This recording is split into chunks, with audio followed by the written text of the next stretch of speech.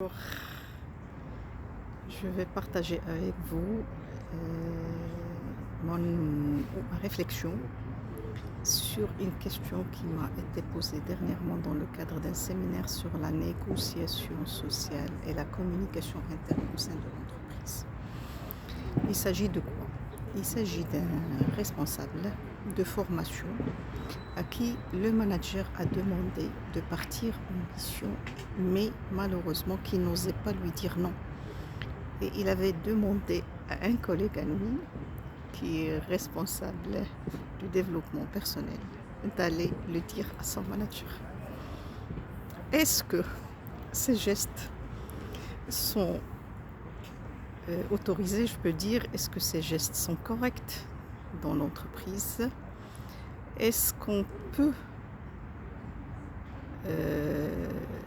envoyer notre collègue à notre place pour répondre à une sollicitation d'un manager? La réponse est très claire.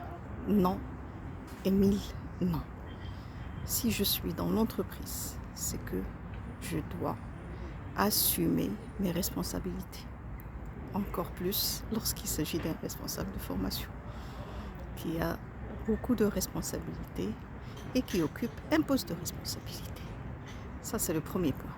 Le deuxième point par rapport au collègue, et j'étais très claire, le collègue, il doit apprendre à dire non à son collègue ou à son ami dans l'entreprise.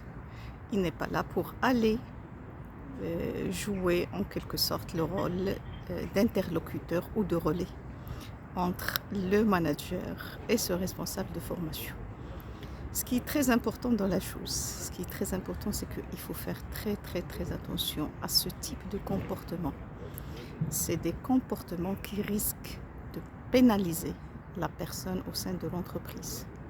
Ce responsable de formation risque d'être rétrogradé même s'il commence à refuser, et à ne pas affronter. Le grand problème ici, c'est qu'on est dans une action à mener sous forme d'une mission et qu'il n'ose pas expliquer pourquoi il ne peut pas partir à cette mission. C'est très problématique. Comme quoi, il faut savoir trouver les mots pour pouvoir refuser ou pour pouvoir dire non. Et on revient ici au savoir dire non.